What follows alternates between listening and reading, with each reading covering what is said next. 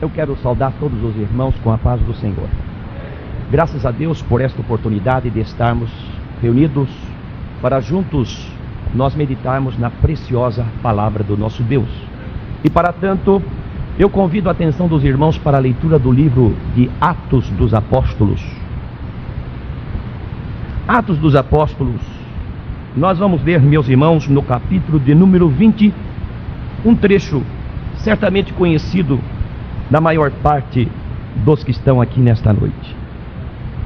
Atos dos Apóstolos, capítulo 20, nós vamos ler dos versos 7 a 12, que diz assim: Atos dos Apóstolos, capítulo 20, de 7 a 12. E no primeiro dia da semana, ajuntando-se os discípulos para partir o pão, Paulo, que havia de partir no dia seguinte, falava com eles, e alargou-se a prática até a meia-noite. E havia muitas luzes no cenáculo onde estavam juntos. E estando um certo mancebo por nome Eutico, assentado numa janela, caiu do terceiro andar, tomado de um sono profundo que lhe sobreveio durante o extenso discurso de Paulo, e foi levantado morto. Paulo, porém, descendo, inclinou-se sobre ele, e abraçando-o, disse: Não vos perturbeis, que a sua alma nele está. E subindo, e partindo o pão e comendo, ainda lhes falou largamente até a alvorada, e assim partiu. E levaram vivo o mancebo, e ficaram não pouco consolados. Meus amados irmãos, é um trecho da Bíblia conhecido, como eu vos dizia, mas é esta palavra que está no meu coração, e eu gostaria de repartir com os irmãos alguma coisa que nesse trecho lido Deus falou em meu coração e trouxe para mim uma edificação muito grande. A história de Eutico é uma história curta, resumida nesses versos que acabamos de ler. O rapaz estava no culto e Paulo pregava naquela reunião, e pela descrição aqui da Bíblia devia ser um lugar amplo, porque tinha terceiro andar. E o rapaz estava na janela, como diz aqui o trecho, sentado na janela, dormiu, caiu lá de cima para o lado de fora, foi levantado morto. A reunião teve que ser interrompida. Paulo foi lá, certamente outros acompanharam, oraram pelo meu Eutico. Ele recuperou novamente a vida, entrou na reunião, ficou na reunião até o dia seguinte pela manhã, e ali a reunião terminou, e diz que o povo saiu consolado, porque não morreu o irmão Eutico. Glórias ao nome do Senhor. Meus amados irmãos, alguns assuntos chamaram aqui a minha atenção. Era um culto a Deus, e o pregador era o apóstolo Paulo, um homem conhecedor de mistérios, que tinha uma palavra profunda. Mas exatamente nesta reunião, o irmão Eutico foi levantado morto. Parece um paradoxo a pessoa estar num culto, na presença de Deus, e morrer. Mas isso não é novidade, porque na Bíblia nós lemos alguns casos de pessoas que morreram na hora do culto. Nós nos lembramos de Nadab e Abiú, filhos de Arão, que um dia foram lá no tabernáculo e foram apresentar fogo estranho. E diz a Bíblia que saiu fogo do Senhor e os fulminou, e eles caíram mortos, estendidos ali no chão. Nós poderíamos nos lembrar do culto que Pedro, o apóstolo, dirigia, conforme Atos capítulo 5, em que Ananias e Safira, aquele casal, venderam uma propriedade que tinham, ficaram com parte do preço e trouxeram uma outra parte, dizendo que era por aquela parte que tinham vendido a propriedade. Estavam mentindo a Deus, ao Espírito Santo. E Ananias caiu morto diante de Pedro, e não passou 3 horas, ou aproximadamente 3 horas, como diz a Bíblia, sua mulher Safira chega ali, confirma a história do marido e cai morta no mesmo lugar onde 3 horas antes o seu esposo havia caído morto. Morrer na hora do culto parece uma coisa incrível, quando a Bíblia diz que na presença do Senhor há abundância de alegrias. Quando diz: onde estiverem 2 ou 3 reunidos em meu nome, eu estou ali no meio deles. quando diz a palavra de Deus, Deus prometendo: entre eles eu estarei, entre eles eu andarei, eles serão meu povo e eu serei o seu Deus. Como pode uma pessoa ser levantado morto na hora de uma reunião? Pois aqui está o fato, e é esse assunto que tem chamado a minha atenção, e algumas coisas eu recebi como edificação, e eu quero, com a graça de Deus, meditar com os irmãos. Meus amados irmãos, a primeira coisa que me chamou a atenção na vida de Eutico, e que resultou em que ele caísse do terceiro andar, é o péssimo lugar que ele escolheu para sentar. Irmãos, tinha tanto lugar para ele sentar, ele voluntariamente escolheu sentar na janela. Não foi questão, meus amados irmãos, de falta de luz, porque diz a Bíblia que o lugar estava muito iluminado. Também não foi, meus amados irmãos, uma questão de canseira, porque era um domingo, então entende-se que ele teria descansado.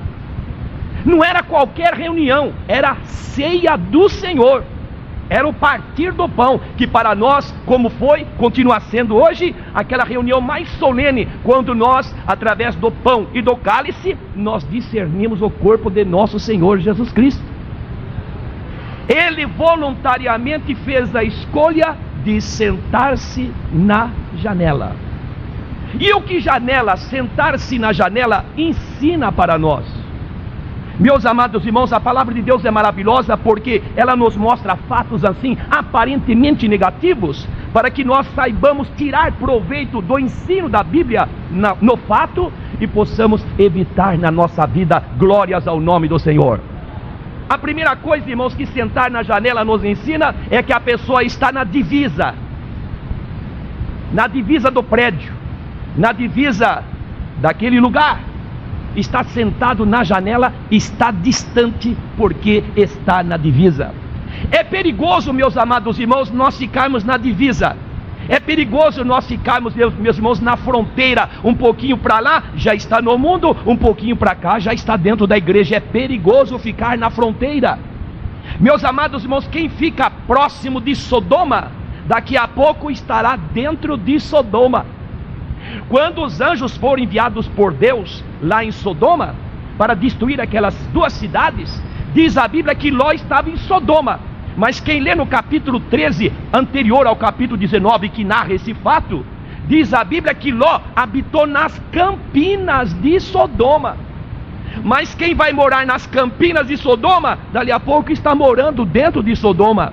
Quem fica próximo da divisa, daqui a pouco vai ultrapassar a divisa e vai passar para o lado de lá. A tática de Satanás, meus irmãos, ele é muito astuto. Quando Israel estava no Egito e Deus queria tirar aquele povo, enviou Moisés e Arão, e Faraó não queria deixar. As pragas chegaram. E se lembram os irmãos que Faraó quis estabelecer acordos com Moisés, utilizando diversas desculpas. A primeira foi: não, depois eu deixo vocês sair. Moisés não aceitou. A segunda diz: sacrificai ao Senhor vosso Deus nesta terra. Não precisa sair da terra, fica aqui no Egito, não precisa sair dela. Moisés não aceitou. A terceira foi essa, e é o que eu quero dar ênfase: vocês podem ir, só que vocês não vão longe não, fica aí na divisa, fica aí pertinho. A tática dele é que, ficando eles perto, dali a pouco eles regressariam novamente. Meus amados irmãos, que o Senhor nos ajude, que nós nunca fiquemos distante. Nós não estamos falando do prédio aqui, no sentido físico, mas nós estamos falando no plano espiritual. Nós não podemos ficar na divisa, nós não podemos ficar distante. A ovelha que fica distante do seu pastor, ela está sendo alvo do lobo, que daqui a pouco vai atacá-la. Jesus entrou numa sinagoga, e havia um homem que estava com a mão mirrada lá num canto, e Jesus disse: levanta-te e vem aqui para o meio. E quando ele chegou para o meio, Jesus disse: estende a mão. E na mesma hora ele ficou curado. Glórias a Deus. Se você está na divisa, meu amado irmão, venha para dentro, porque a bênção está do lado de dentro. Glórias ao nome de Jesus. A segunda coisa, irmãos, que chamou a minha atenção é que quem senta na janela é porque certamente quer respirar um pouco do ar de fora. E é perigoso, irmãos, a pessoa que veio do lado de dentro e não teve o encontro com Jesus, o encontro real, e fica, irmãos, com desejo de respirar o ar lá de fora. Havia um povo que seguia Israel quando Israel andava pelo deserto, que estava lá na retaguarda, que a Bíblia chama o vulgo, que eles, irmãos, quando estavam no deserto, começavam a dizer: ah, por que nós não ficamos no Egito? Lá a gente comia pepino, lá a gente comia melão, lá a gente comia pó, lá tinha alho, lá tinha cebola, e agora só tem esse maná. Irmãos, porque eles estavam com saudades lá do Egito. Mas que o Senhor nos ajude, irmão, que ninguém fique na janela querendo respirar o ar lá de fora, porque dentro nós recebemos a graça que liberta, que transforma, que purifica e que faz do homem velho uma nova criatura pelo poder do Senhor. Mas certamente quem fica na janela quer dar uma espiada lá fora. E eu estou me lembrando de uma pessoa, uma mulher na Bíblia, que quis dar uma espiada lá fora. É a filha de Jacó, a Diná. A única mulher, irmão, estava ali no aconchego da família, e diz o livro de Gênesis no capítulo 34, e Diná saiu para dar uma espiada nas moças da terra. E quando ela saiu, irmãos, a derrota foi ali, porque o moço se afeiçoou a ela, chamava-se Siquém, abusou da moça. Os irmãos souberam, irmãos, houve uma guerra terrível. Os irmãos foram lá, mataram o rapaz, mataram o pai do rapaz, mataram os moradores da cidade. E olha, irmão, só não houve uma guerra que acabou com a família de Jacó, porque Deus tinha um plano para com eles. E tudo começou porque Diná quis dar, diz a Bíblia, uma espiada nas moças que estavam na terra. Irmãos, nós estamos do lado de dentro, e aquele que teve o encontro com Jesus não tem nada que espiar lá fora, porque dentro nós temos a graça de Deus. Em Jesus estão escondidos todos os tesouros da sabedoria e da ciência. Quem entrava no tabernáculo no Velho Testamento, se lembram os irmãos, tinha o pátio, o lugar santo e o lugar santíssimo. O pátio era rodeado, mais ou menos, meus amados irmãos, 25 metros de frente, mas era de cortinas, tábuas, 2,5 metros de altura. Além das tábuas colocadas uma junto à outra, havia cortinas que, se tivesse alguma fresta, não dava para espiar para o lado de fora, e nem de fora espiar para o lado de dentro. Nós já estamos do lado de dentro, glória seja dada ao nome do Senhor. Nós saímos lá de fora, glorificado seja o nome do Senhor. Irmãos, a Bíblia divide os homens em duas classes: os que estão do lado de fora e os que estão do lado de dentro. O apóstolo Paulo aos Colossenses escreveu assim: andai com sabedoria para com os que estão de fora.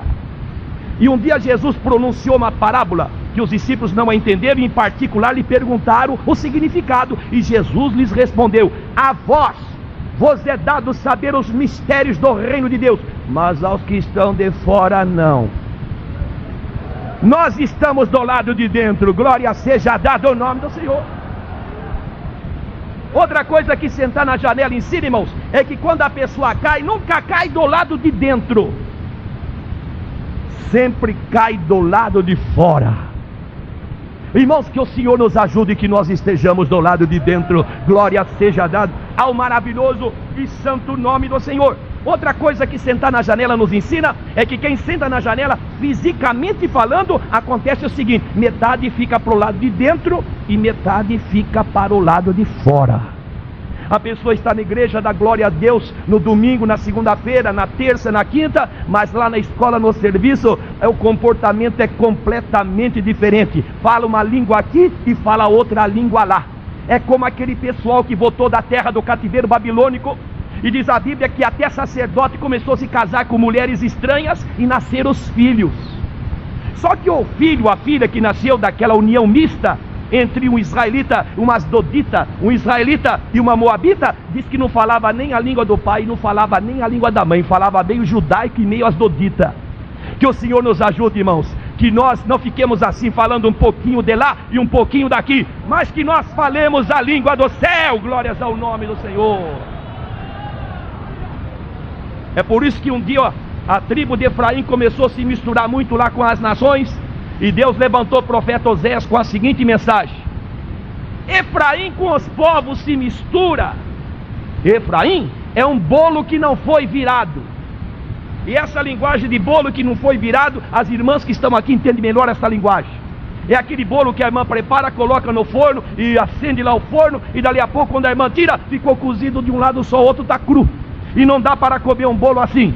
Deus quer que nós tenhamos a caloria do lado de dentro e também do lado de fora. Glória seja dada ao nome do Senhor. Meus amados irmãos, outra coisa que sentar na janela nos ensina é que a pessoa é insegura, é indecisa, é indiferente.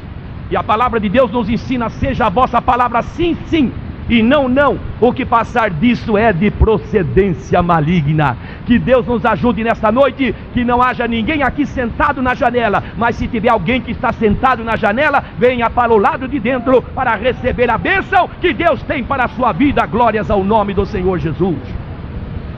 Segunda coisa que chamou minha atenção na vida desse moço: primeiro, a escolha do lugar. Segundo, ele ficou com a visão perdida, porque ele começou a ficar com sono. E quando a pessoa começa a ficar com os olhos carregados de sono, perde a visão. Às vezes a pessoa está até com o olho aberto, mas ele está dormindo, ele está longe, já se apagou, como diz a linguagem do povo. Ele perdeu a visão. Quando a pessoa senta na janela, infalivelmente ele vai perder a visão espiritual. E perde-se a visão em três sentidos. Primeiro, a visão das almas perdidas. Jesus disse: levantai os vossos olhos e olhai para os campos, e vede que eles já estão brancos para a ceifa.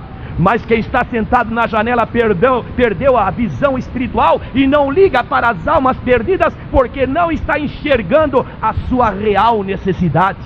Mas perde também a visão das possibilidades que Deus nos oferece. O apóstolo São Paulo dizia aos filipenses: irmãos, quanto a mim, eu não creio que haja alcançado ainda não, irmãos, mas eu estou correndo, eu estou numa carreira, e eu estou fazendo o seguinte: esquecendo das coisas que atrás ficam e avançando para as coisas que estão diante de mim, eu prossigo para o alvo, para o prêmio da soberana vocação de Deus em Cristo Jesus. Ele diz: eu prossigo para as coisas que estão diante de mim, coisas que estão diante de mim, coisas que estão diante de mim. Hoje Deus diz: tem uma coisa aí diante de ti, vai, pega. Amanhã Ele diz: tem outra coisa à esquerda, vai lá e pega. Depois da manhã Ele diz: tem outra coisa lá, vai lá e pega. E tem outra coisa, e outra coisa, e outra coisa, e outra coisa, porque a vereda do justo é como a luz da aurora que vai brilhando cada vez mais, até ser o dia perfeito. Mas a pessoa que está sentada na janela perde a visão destas possibilidades que Deus lhe oferece diariamente. Mas, meus amados, não perde a visão do poder de Deus. A visão fica embaçada, a pessoa não enxerga nada. É como aquele rapaz que estava num culto e Jesus, vendo que ele era cego, colocou a mão nos seus olhos e perguntou: escuta, o que você está vendo? Ele diz: eu vejo os homens como árvores que andam. A visão dele estava toda embaçada, irmão, porque a árvore é uma coisa e homem é outra coisa. Mas dali a pouco Jesus colocou novamente a mão nos seus olhos, disse: agora? Ele diz: agora estou enxergando bem. Estava olhando nitidamente, a visão era ampla. Glória seja dada ao nome do Senhor. Irmãos, que Deus nos ajude para que nós não percamos a visão espiritual. Glórias ao nome do Senhor.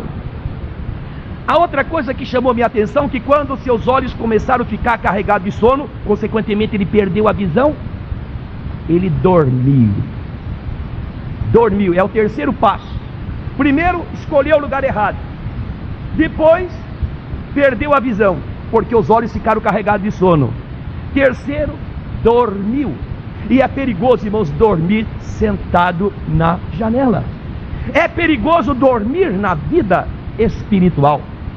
Se nós dormimos na vida espiritual, há um que não dorme. Se Deus não dorme porque Ele é a guarda de Israel, devemos saber que tem um que também não dorme, que é Satanás, que não perde nenhuma oportunidade.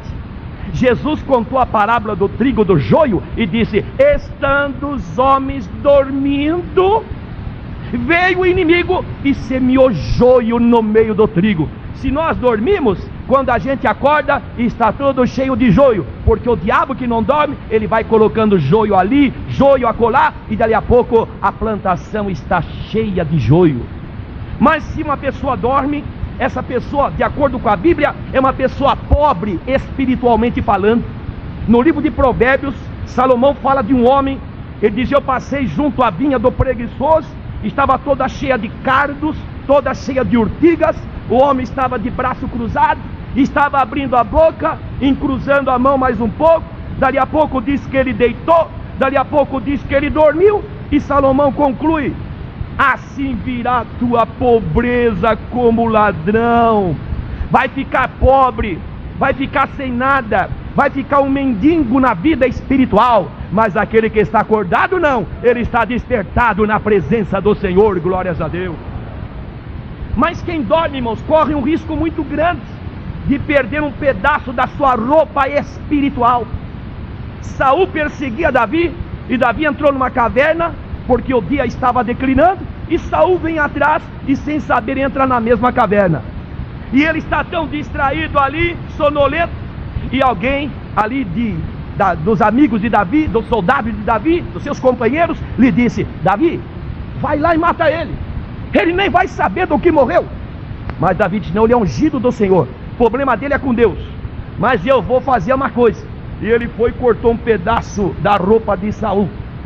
E quando foi no dia seguinte, Davi saiu primeiro e Saul saiu atrás. Quando Saul viu Davi, já foi pegando a lança para tirar e matar Davi, porque esse era o seu desejo. Mas quando ele levantou a lança, Davi levantou um pedaço da roupa e diz: olha, ele olhou, pedaço da roupa tinha sido levado. Irmãos, quando nós nos entregamos a Jesus, Deus nos deu uma roupa espiritual, glórias a Deus. E está escrito no livro de Provérbios, no capítulo 24, que a sonolência faz trazer os vestidos rotos, rasgados sem pedaço. Se eu dormir, se você dormir, dali a pouco a gente perde o pedaço da roupa. E para entrar no céu, a roupa tem que estar inteira, lavada, purificada no sangue de Jesus. Bem-aventurados os que lavam as suas vestiduras no sangue do Cordeiro, para que tenham direito à árvore da vida e possam entrar na cidade pelas portas. Mas se nós dormimos, irmãos, o poder de Deus vai embora da minha e da sua vida. Sansão era um homem grandemente usado pelo Senhor. Não era gigante no tamanho, mas era a força do Espírito de Deus que estava na vida dele. Por 3 vezes diz a Bíblia dele: o Espírito do Senhor se apoderou da sua vida. Mas esse homem começou a brincar com o pecado. Dali a pouco ele estava dormindo no joelho de Dalila, seus cabelos cortados, e como das vezes anteriores em que Dalila, querendo saber o segredo da sua força, dizia: Sansão, os filisteus vêm te pegar, e ele sempre escapava, desta vez, deitado, dormindo no joelho de Dalila, ela diz novamente: Sansão, os filisteus vêm te pegar. E ele se levanta dizendo: desta vez eu vou fazer como antes. Era tarde demais, o Espírito do Senhor tinha saído da sua vida, a força que ele tinha havia ido embora. Eu não sei quantos filisteus chegaram, se foi 1 dúzia, se foi 2 dúzias, que fosse 3 dúzias, para um homem que tinha enfrentado 1000 pessoas. Olha, que fosse 20, 30, 50, 100 pessoas, não dava nem para o começo. Mas aqueles soldados chegaram, os filisteus, e amarraram Sansão, prenderam Sansão, arrancaram os seus olhos, e Sansão se tornou um escravo dos filisteus. Dormiu, perdeu o poder de Deus. Quem dorme vai perder o poder de Deus. Mas, meus amados irmãos, quem dorme não vai ouvir o sonido da trombeta. A Bíblia diz que a trombeta vai tocar, e os que a ouvirem naquele dia, o Espírito de Deus vai transmitir aos sepulcros a voz de Deus. A trombeta toca lá em cima, e a igreja que está acordada, a igreja que está despertada, é essa igreja que vai subir. Glória ao nome do Senhor. Ora bachurianda. Mas quem dorme, irmão, quem dorme, fala o que não deve. Vamos ver um homem que dormiu 9 meses. 9 meses dormindo. Não é materialmente falando, fisicamente não, espiritualmente. Davi, que maravilha, quase 9 meses dormindo. Pecou, e ainda pecou mais, porque um abismo chama um outro abismo. Cobiçou a mulher, tomou posse da mulher, e colocou o marido na frente, pediu que colocasse o marido na frente para que morresse. Ele morreu, e 9 meses, que maravilha, a criança está quase para nascer ali. E chegou o profeta Natan: majestade, nós estamos com um problema aqui na nossa cidade. Qual é o problema? É que chegou um viajante aí na cidade, E ele foi na casa de um homem que tinha muitas cordeiras. E o homem, ao invés de dar para o viajante, das muitas cordeiras que tinha, dá uma, foi na casa do homem que tinha uma só, pegou a cordeira do homem e deu para o viajante. E Davi, que era rei também, juiz, que decidia, se levanta e diz: ele vai ter que restituir a cordeira e depois mata esse homem, ele é digno de morte. E o profeta olhou bem nos olhos de Davi e disse: tu és esse homem. Ele acordou: ai, eu pequei contra o Senhor. Acordou 9 meses dormindo, irmão, mas foi pela palavra do Senhor que ele foi despertado. É a palavra de Deus que desperta, glória ao nome do Senhor.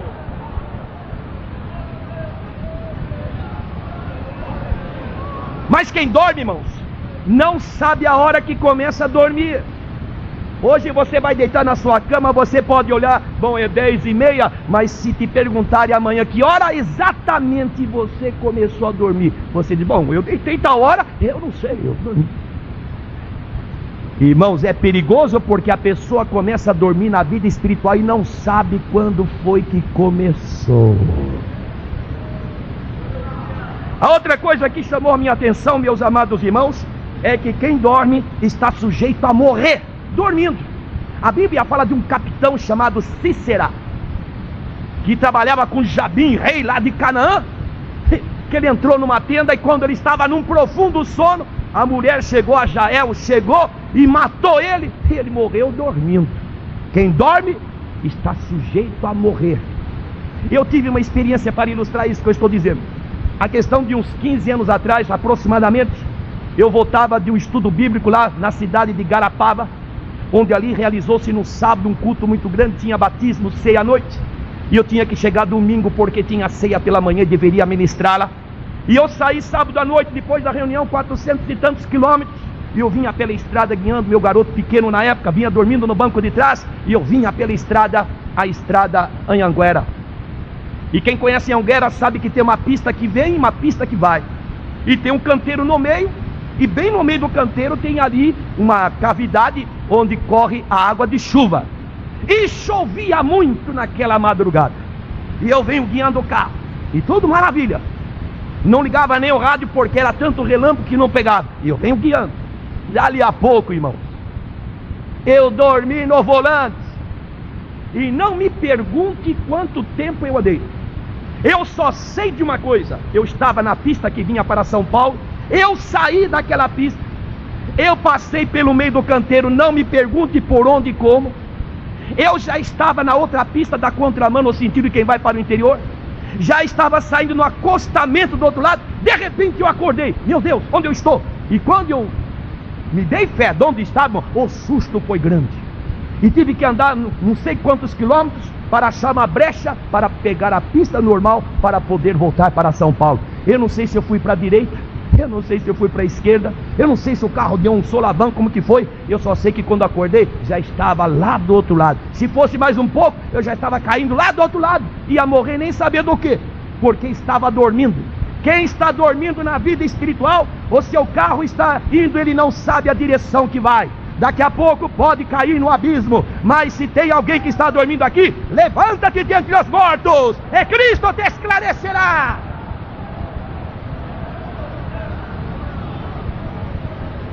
Agora, irmãos, o pior de quem dorme é que quem dormir hoje, dia 1º, vai acordar no dia 2. Quem dormir hoje, dia da graça, vai acordar no dia da vingança do nosso Deus. Nós estamos vivendo o dia da graça, que não é dia de 24 horas.